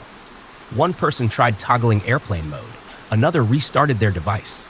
Nothing changed. The battery bars didn't drop. The screens didn't dim. Every device was frozen in the same strange stillness. Then someone pointed toward the bow. A figure was standing there, alone, facing forward. At first, they thought it was one of their own. Same build, same posture. But something felt off. The silhouette wore a different jacket, and its stance was too still, too precise, like a photo taken mid-step and pinned in place. Curiosity overtook caution. One of them stepped forward, crossing the slick deck toward the front of the ship. But as the distance closed, the figure dissolved into mist. Gone, as though it had never been there at all. The fog thickened again. Somehow, impossibly, it grew heavier, pressing against the rails, curling around ankles and wrists, leaving a damp chill in every breath. They tried asking the other passengers for information, for any idea of how much longer the ride would last. No one responded. No one even turned their heads. Their silence felt intentional, practiced, almost like they were holding something in. The clocks on board had stopped. Every wall-mounted unit, every wristwatch, frozen. 8:47 p.m. Still, time had become a single moment stretched infinitely wide. It was no longer moving. It was repeating. One of them wandered below deck, just to stretch, to think, to get away from the silence. But when they returned, they found their friends still at the railing, and someone already walking toward them. Someone with their face, their exact face, down to the jacket, the shoes, the birthmark on the side of the neck. The two locked eyes for a moment that felt much too long. Then the second figure turned and walked away into the fog. No one spoke of it, but no one forgot. The ferry didn't slow. The fog didn't lift. The boat kept moving toward nothing. And somewhere in the distance, a second version of the ride had already begun. The fog had a weight to it now. It didn't drift or shift with the wind. It hung, unmoving, as if the air had turned to fabric. The ferry pressed forward into a space that never opened, and the water beneath them no longer churned. The sound of waves had faded, replaced by something duller, like the echo of movement without direction. No one remembered how long they'd been aboard. The group had stopped trying to track time. Their phones remained frozen. Their conversations grew quieter. Hunger never arrived. Thirst never came. The body, it seemed, had stopped expecting anything. They wandered. Not far, not fast, just enough to keep from sitting still. And that's when the patterns began. At first, it was just one of them, someone noticing a familiar face, a posture too similar. Then another, a man at the stairwell who looked exactly like the one reading near the lifeboats. A woman staring out to sea, identical to the one who had vanished an hour before. The passengers were repeating. Not in behavior, but in form. Each version slightly off. A difference in clothing, a chuck in how they held themselves, in the way they breathed, but unmistakably the same. Reflections reassembled by someone who had only seen a few seconds of them. Then, one of them disappeared. She had gone to the lower deck alone, saying she needed air, a brief walk, just a loop, but she never came back. When they searched, they found her book resting on the bench, but the girl sitting in that same seat now wasn't her. Not exactly. She wore the same shirt, had the same voice, but when she looked up, her eyes held nothing behind them, like a photograph, still and smiling. Another member of the group, taller, quiet, always watching, claimed he saw himself near the back of the ship. He said the other version was pacing, muttering words he couldn't hear. He tried to follow. The path behind him curled, turning into the same corridor again. He walked for what felt like hours, passing the same window with the same smudge, over and over, until he returned to the top deck and saw himself already standing there, looking out into the fog. It became clear then that the ferry was folding. Not just in space, but in being. Every walk ended where it began. Every version of them began again somewhere else. Not all returned, but some reappeared. Different, duller. And the other passengers, those silent figures in the chairs and corners, seemed to be watching more closely now. Their stillness had purpose, as if they were waiting for the group to settle, so the ferry could decide which version to keep. Eventually, someone tried to speak to the captain. They had passed the control room dozens of times without a second thought. The door was always closed, no windows, no sound, but this time, it stood ajar. Inside was a narrow space of blinking lights, rusted panels, and gauges that didn't move. The helm was unmanned. Only the chair was occupied. The captain sat motionless, hands resting on the arms of the seat. His eyes were closed, lips slightly parted, as if mid-thought. When one of them stepped closer, the captain opened his mouth and spoke a sentence that froze the air. "This ferry does not dock." Nothing more. He didn't move again. After that, the group scattered. No longer a group, really. Some returned below deck. Others sat in silence, staring into the fog. One jumped. There was no splash. Only a sound like something soft being swallowed. The water, if it was water, didn't ripple, and the figure didn't come back. Not exactly. Later, another version of them appeared near the railing. Same shape, same hair, but silent. Expressionless. Not quite right. The fog pulsed. Not with light, but with pressure. It pressed against their chests, crept into their mouths when they breathed too deeply. Some began forgetting small things, their hometowns, the name of the hotel they had booked, who had suggested the trip in the first place. Even their own names became fuzzy. They still remembered they existed, but not why, not before. One by one, the duplicates grew. New passengers emerged from nowhere. A woman reading the same book on 3 different decks. A man tying and retying his shoe, even though he had no laces. A child holding a balloon that never deflated, eyes fixed on nothing. Some of them had no faces, just the suggestion of one, as if painted in haste or remembered poorly. Eventually, they stopped asking questions. The fog wore down resistance, and the ferry continued forward into a directionless place, without wake, without end. Until a horn sounded. Soft and distant, a new dock appeared, faint through the haze. A new group waited on the shore, smiling, luggage in hand, excited for their trip. They boarded in silence. The ferry didn't stop moving. It simply accepted them. Among the new arrivals was a girl. She looked familiar, a little too familiar. Same face as the one who had jumped, but she didn't recognize anyone.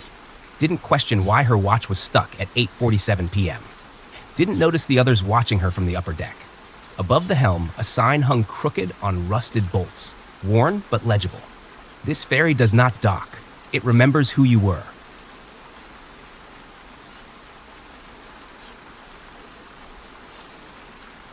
Leah hadn't stepped foot inside the house since the funeral. It had been almost a year, but everything was still exactly where her mother had left it. The teacup with the lipstick stain, the worn slippers under the armchair, the faint scent of lavender and old paper in the air. She hadn't come back to reminisce. She came to clean, to sell, to move on. It was harder than she thought. The living room was dim. Dust motes floated in the late afternoon light, filtering through yellowing curtains. As she packed up a box of old books, she noticed something odd on the side table. A digital answering machine.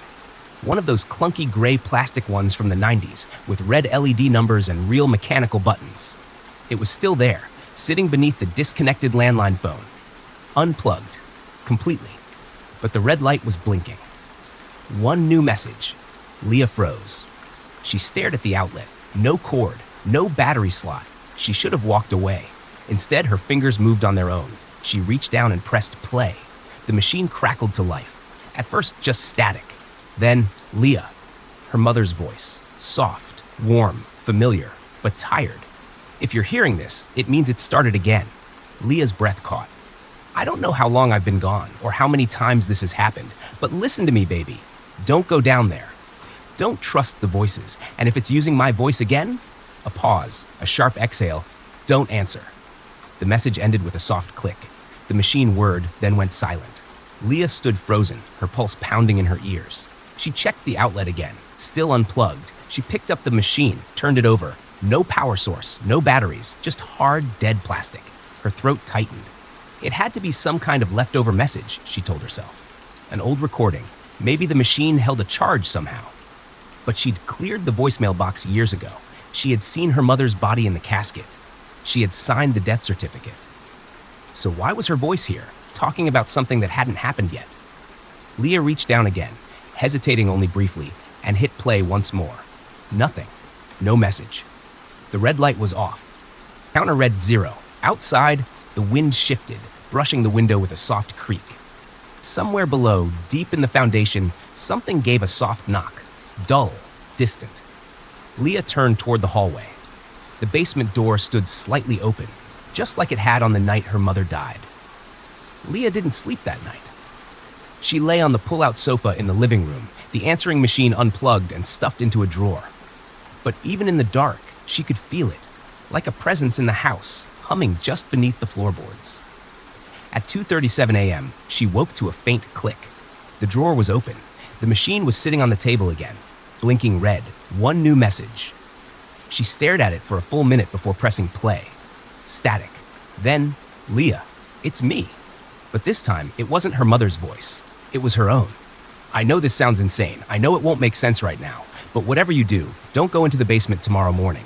Not yet. The voice trembled. If you already did, then I'm sorry. You'll start forgetting soon. Another click. End of message. Leah sat frozen, breath shallow. She had never recorded that. Never said those words. It was impossible.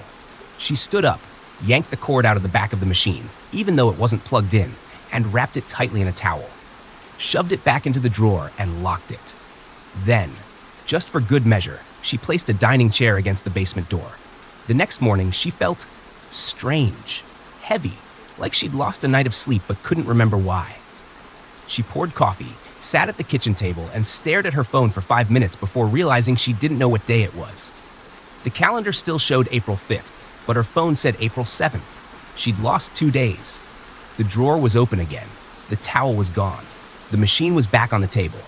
2 new messages. She hit play. Leah, you need to leave the house today. Now, don't check the voicemail again. Don't talk to it. Click. Then the second. It's learning. Every time you listen, it knows a little more. I think it's using our voice now to make you trust it, but it's not you, and it's not Mom. It's just repeating us. A pause. Whatever's in the basement didn't start with us, but we're keeping it going. The message ended. Leah stared at the machine. Then, almost involuntarily, she pressed play again. Nothing. No messages, no static, no click, only silence. And then, slowly from the machine's speaker, came a breath. Soft. Human. Not hers. Not her mother's. And then, low and close. You're ready now.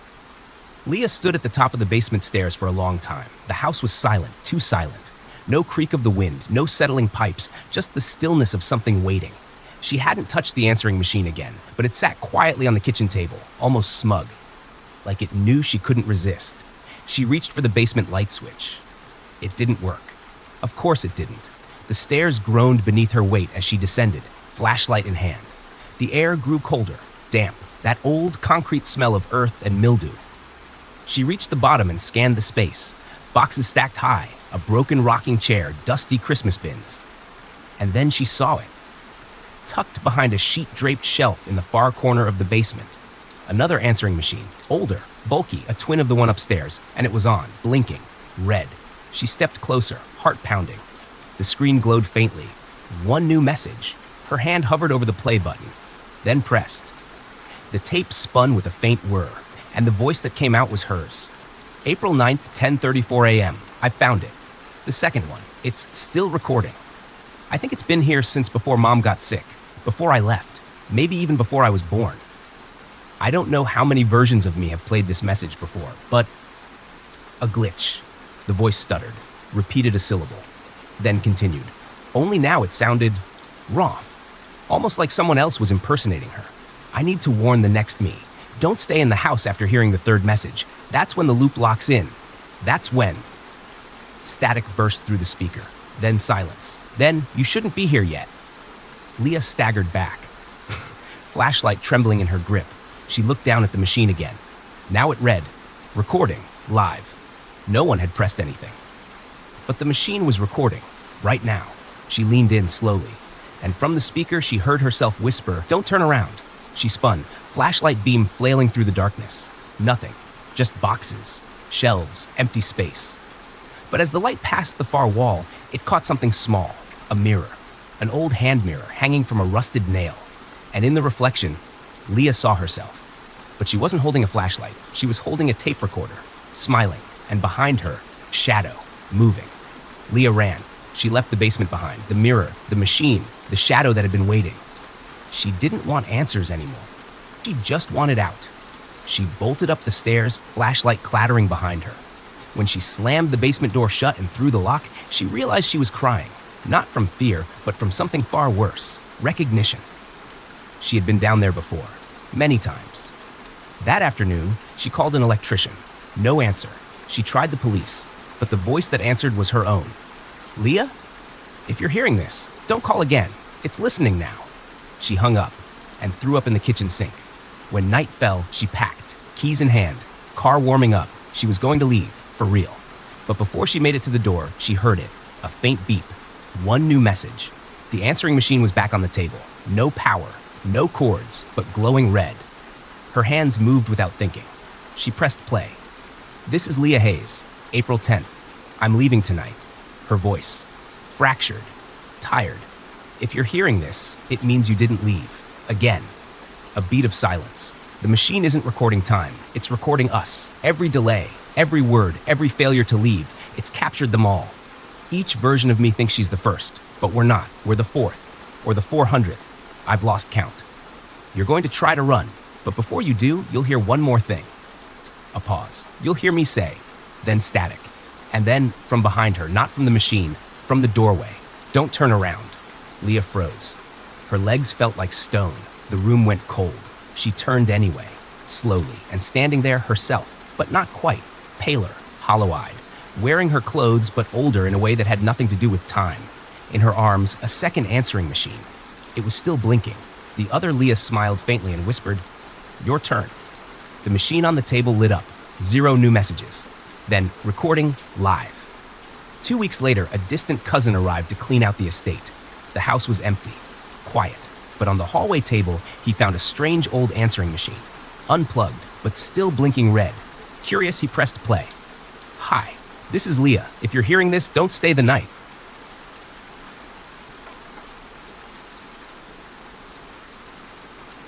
Evan didn't mean to find it.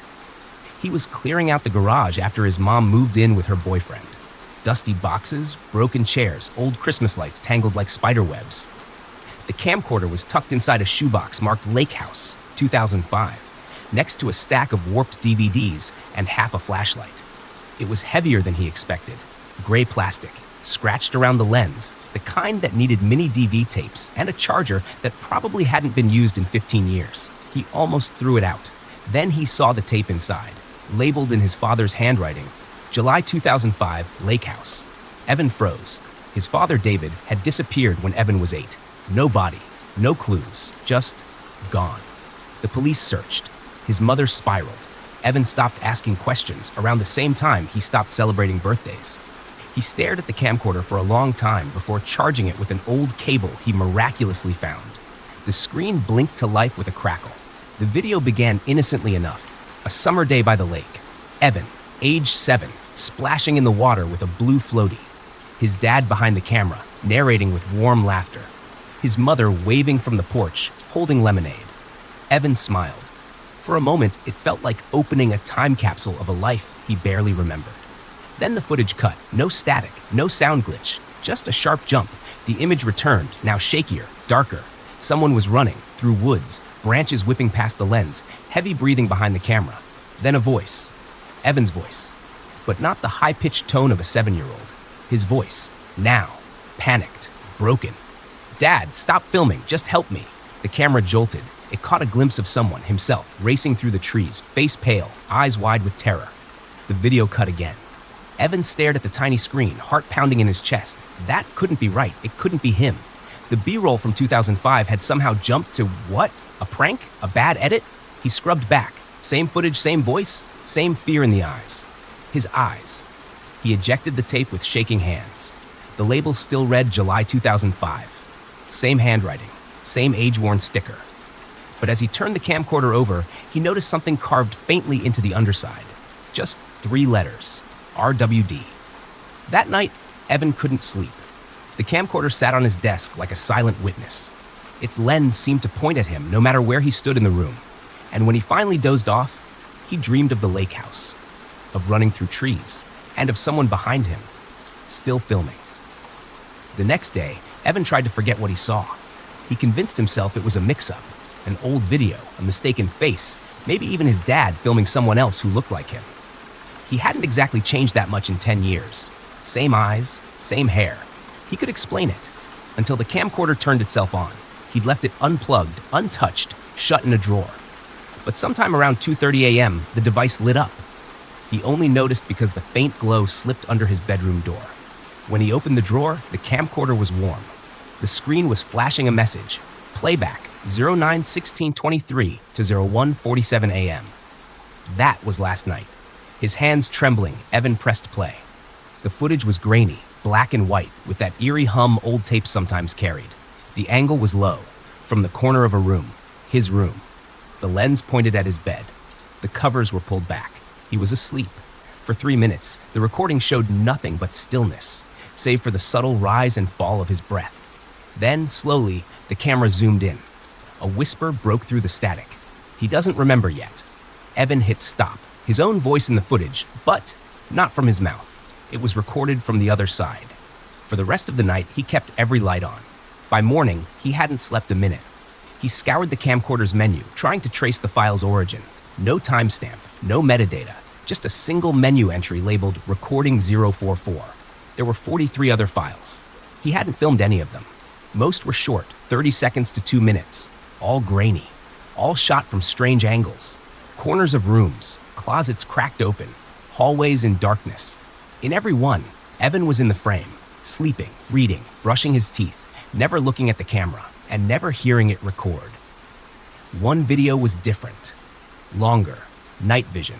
The angle was shaky, handheld. The lens moved down a hallway, his hallway, and stopped at a mirror. The figure behind the camera stepped into frame, black hoodie, bare feet, slight limp in the left leg. Then it raised the camera and pointed it at the mirror. The reflection looked straight ahead. And Evan felt his stomach twist, because the reflection showed him, but his mouth was open, eyes glassy, and he whispered, "You're holding it now, aren't you?" Evan dropped the camcorder. It clattered to the floor. The lens cracked, but it still blinked red, still recording, even though no one had touched it, even though no one was holding it. Evan stopped going to school. He told his mom he was sick, but really, he just didn't know who he was anymore. Every time he looked in the mirror, he thought of that video, of the reflection speaking to him, not as him. The cracked camcorder sat on his desk, battery long dead, but somehow it still made soft whirring sounds late at night, like it was winding itself up again, like it wasn't finished. He went to the only person who might understand. Raymond Whitlow, his dad's old friend, a quiet, wiry man with yellowed eyes and a voice like gravel. Evan found him living in a trailer just outside town, surrounded by stacks of VHS tapes and books on paranormal theory. Raymond hadn't seen Evan since he was a kid, or at least, that's what he said. But when Evan showed him the camcorder, Raymond's face went pale. "You still got that thing," he muttered. I told your dad to burn it. You know what this is? Evan asked. Raymond stared at him for a long time, then said slowly, Your dad never filmed memories, Evan. He trapped them. He poured a drink, hands shaking. 12 years ago, your family took a trip to a lake house. You don't remember it right. I do, Evan said. I remember the dock, the little blue boat. Raymond shook his head. That's the memory your dad kept, not you. What really happened? The fire, the screaming. Your mom barely got out. And your dad? He didn't. Evan blinked. That can't be right. My dad just went missing. What Mom said. She lied, or maybe she doesn't know the difference anymore. Raymond handed him a faded newspaper clipping from a folder. July 2005, man dies in fire at remote cabin, body not recovered. Below the headline, a photo, the cabin. The one from Evan's dream. Evan stumbled out of the trailer without saying goodbye. He drove home, heart pounding, memory reeling. The faces in the videos. The voice that wasn't his. He ran upstairs and tore open his closet, digging through old boxes, old documents. His birth certificate was dated 2004, but so was his preschool enrollment. So was a doctor's note from 2007 listing his age as 8. None of it lined up. He checked his photo albums. There were no baby pictures, none under age 7. And the first image in every album, him and his dad, by the lake, smiling, holding the camcorder. That night, he played the last file, one he'd never seen before. The screen flickered, then showed Evan, standing in the hallway of his house, holding the camcorder, just like now. He was breathing heavily. Then he looked straight into the lens and whispered, I remember now, but it doesn't matter. You'll rewind again. Evan drove through the night. He didn't tell anyone, just filled up the tank, grabbed the camcorder, and pointed his car north, toward the lake. Toward the place he'd only seen in dreams, flickering frames and half-buried flashes of memory. The roads grew thinner, trees denser. The fog rolled in, soft and slow. When he arrived, the lake house was still there, or what was left of it. Charred beams, stone foundation, ash bleached pale by time and rain. Only the basement had survived, hidden under a warped metal door, half buried beneath vines and dirt. He opened it, stepped down, and found the room. It was cold. Too cold for late summer. Concrete walls, a single bulb swaying above, and against the far wall, shelves lined with tapes, hundreds of them, each neatly labeled in the same handwriting. Evan 001, Evan 002, Evan 003, Evan 137. He picked one at random and played it, himself, crying, begging, looking into the camera. Please, I remember everything now. Just let me go. He tried another. This isn't real. You're not real. Stop watching me. Another. It's not him holding the camera anymore. The camcorder in his hand blinked red, recording, but he hadn't pressed anything. He turned it toward the mirror nailed to the far wall, and there he was, holding the camera. But he didn't look like he had a few hours ago. His face was thinner, paler, his eyes tired, distant, like they'd watched too much for too long. The reflection blinked late, then smiled. Evan dropped the camcorder, but the light stayed on. Recording, recording, recording. The room began to hum, soft at first, then louder, like a film reel spinning faster than it should. And through the noise, a voice? His father's? You only exist when the tape plays. You only last until it ends. Evan tried to scream, but there was no sound, just static. And white.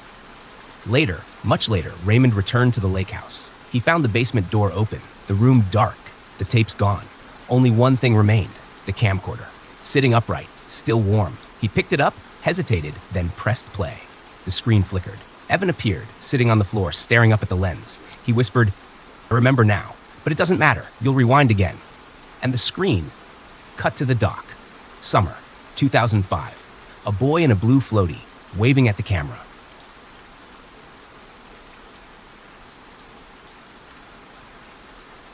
The first thing Mr. Callan noticed about Pine Hollow Elementary was the silence. It wasn't the calm, content silence of learning. It was deeper, like the building itself was holding its breath. The kind of hush you only find in places with too much memory and not enough light. Callan had moved to the quiet mountain town of Brookvale a week earlier, eager for a slower pace. He was 33, single, and tired of the burnout from teaching in overcrowded city schools. The town offered a full-time position, low rent, and crisp autumn air. It seemed perfect. Pine Hollow was a century-old school tucked at the edge of a dense pine forest. Its brick walls were worn but proud, with ivy curling up the sides and iron letters bolted above the front doors. The building had 4 floors, long hallways with creaky floorboards, and windows that let in more fog than sun. On his first day, Callan was assigned room 3B, 22 students, 4th grade. Mostly quiet, mostly kind. Nothing unusual at first, until lunch. He was walking back from the office when he saw a group of children, 5 of them, sitting alone at the far end of the playground. They were older than his students, maybe 10 or 11. They didn't wear uniforms like the others, just gray sweaters and black slacks. They weren't eating, just sitting, watching the tree line. Their stillness unsettled him. "Who are they?" he asked Ms. Bell, the 3rd grade teacher, later that day. "Who?" she blinked. "The kids at the edge of the yard. 5 of them. Gray sweaters." She frowned. "There's no one out there at lunch besides the lower grades. Upper class eats indoors this month. It's flu season." "But I saw them." She gave a polite smile. "Long day. The fog gets in your head sometimes." Callan didn't argue. But the next day they were there again. Same place, same posture, still staring at the woods. He waved at them. They didn't react. On the 3rd day, he tried walking toward them. But the moment he stepped off the paved path onto the grass, the fog rolled in fast and thick. When it cleared, the children were gone, back in his classroom. Callan flipped through the attendance roster. 22 names. None of them matched the faces he'd seen. He closed the book slowly. Outside, the fog pressed against the classroom windows like a living thing, and in the faint outline of the glass, he could just barely make out 5 figures, still watching. Mr. Callan spent the weekend convincing himself it was nothing. Maybe the older kids had special schedules. Maybe they were homeschooled and used the field for recess. Maybe the fog really did play tricks. That's what everyone kept saying. But when Monday rolled around, they were there again. 5 children. Always 5. Always in the same formation. 3 standing, 2 sitting, backs straight, faces blank, eyes fixed on the tree line like they were waiting for something to come out or go in. This time, Callan decided to act. He brought his phone, pretended to check messages, and subtly took a photo. He looked down at the screen. Empty field. No children. Just fog. His stomach tightened. That afternoon, he went to the front office. "Hey," he said casually to the secretary, Mrs. Hammond. "Quick question. Do we have any transfer students this semester? Maybe in upper grades?" She looked up, squinting. "Not that I know of. All rosters were finalized last month. No special ed students with modified schedules? Or kids who don't go by their legal names?" Mrs. Hammond chuckled. "Mr. Callan, you've been reading those spooky town blogs, haven't you?" He smiled weakly. "Maybe." Still, she handed him the school directory, just to humor him. He took it home and went through it line by line. There were no photos, just names, dates of birth, class sections. None of the 5 faces matched any listed student. That night, the fog crept in early. By 9 p.m., it was so thick he couldn't see the neighbor's porch light. He closed his blinds, and then he heard it. Tap, tap, tap. At the back window. Slow, deliberate. He froze. Another tap. He walked into the kitchen, careful, quiet. The window was fogged over from the cold, but through it he saw a handprint. Small, child-sized, slowly sliding downward. He yanked the curtains shut, didn't sleep at all. The next day, he returned to school pale and unfocused. During lunch, he wandered the hallways looking for someone, anyone who might recognize the children. Instead, he found a dusty old photo board near the music room. Class photos from years past. He scanned faces, barely breathing. Then he saw them. 1982, a black and white class photo. 4th grade, 5 children in gray sweaters. Same faces, same blank expressions. They hadn't aged a day. He flipped the photo. On the back, handwritten in faded ink, Special Group C, disbanded after incident in woods, 1983. No remains recovered. Callan's hands trembled. A bell rang somewhere far away, but all he could hear was a whisper, soft and cold like fog slipping under the door. "You see us now." That night, Callan dreamed in gray. Not black and white, gray. Thick, colorless fog stretched in all directions, pine trees like silhouettes, the air heavy, muffled. He stood in the schoolyard, barefoot, wearing his work clothes. And across the yard, 5 children in gray sweaters stood facing him. One stepped forward, a girl, hair in braids, eyes too old for her face. "She left," the girl said, "but someone always has to stay." Callan opened his mouth to speak, but no sound came. Behind him, the school loomed, its windows lit but flickering. Something dark moved inside, shifting through the rooms. "The fog doesn't forget," the girl whispered. "It just waits." He woke up gasping, sweat-soaked and shivering. The next morning, he drove to the town library.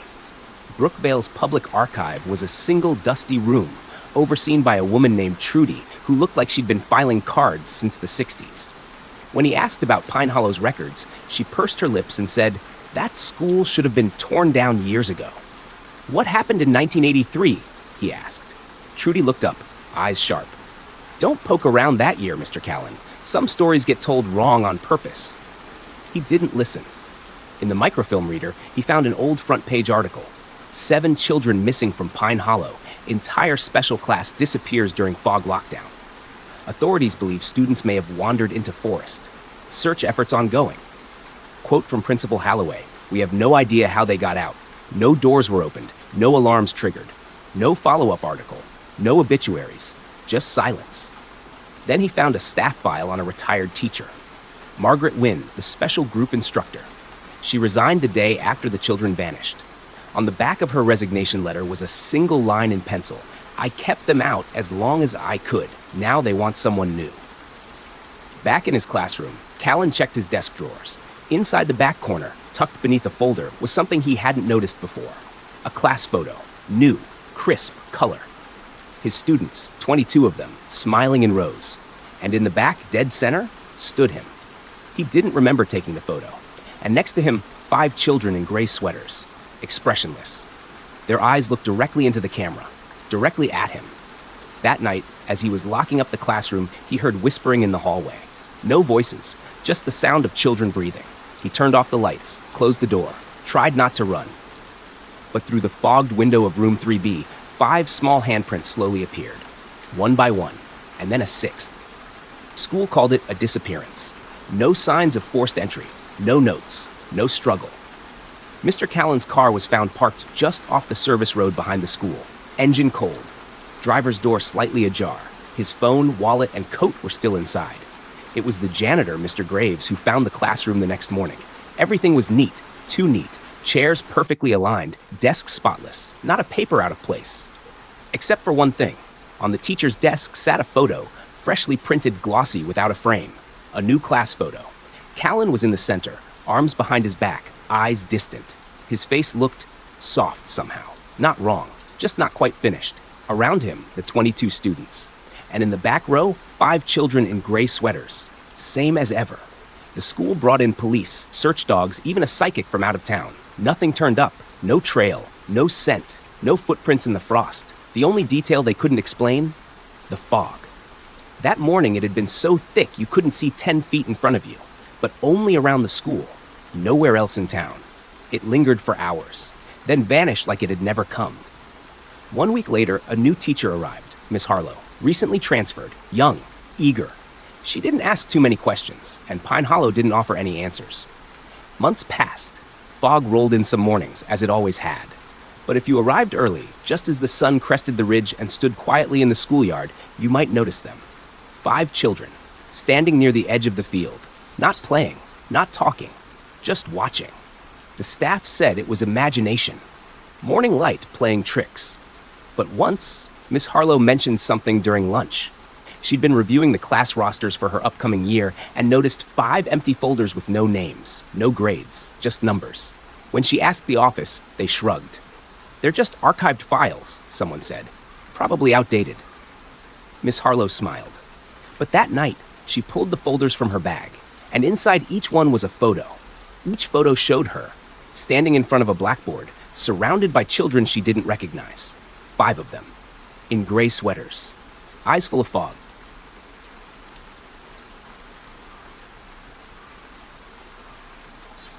Marcus sat down, unsure why his hands were shaking. The coffee smelled exactly the way his mom used to make it. One of the men at the far booth raised his cup toward him. "Good to see you again, driver," he said. "Road been kind this time?" Marcus stared at him. He'd never seen this place before in his life. He was sure of it, but somehow they all knew his name. Marcus didn't finish the coffee. He paid with a $10 bill, though the waitress had insisted it's already taken care of, and stepped back out into the night. The air felt heavier, colder, like it had thickened around him. He climbed into the cab of his truck and turned the key. Nothing. The engine sputtered, died. He tried again and again. Nothing. He cursed, pulled out his phone, still no signal, and slammed it back on the dash. After a few minutes of cursing and pacing, he decided to walk back toward the off-ramp, hoping to find someone with a working phone or, at the very least, cell service. He walked for 15 minutes and then saw it. The diner. The rest spot. In front of him. Exactly where it had been. Same flickering sign, same rusted gas pumps. His truck still parked right out front. Marcus stared. He turned around, thinking he must have walked in a circle somehow. The road behind him was gone. Just rows of tall trees, black against the sky. Inside the diner, the same three people sat at the same booths, unmoved. The waitress smiled when he stepped in. "Back so soon?"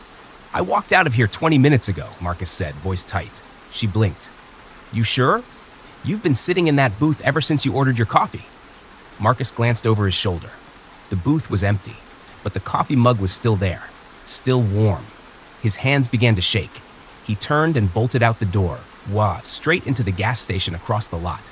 The attendant, a pale teenager with wide, empty eyes, didn't look up from his magazine. "You lost, sir?" the kid asked. Marcus ignored the question. "Do you have a phone I can use?" The kid nodded toward the back wall. "Payphone's over there." Marcus grabbed the receiver. "Dead. Not even a dial tone." The kid shrugged. "She don't work unless the town wants it to." Marcus stared at him. "What the hell does that mean?" The kid just smiled. "You'll figure it out. Everyone does."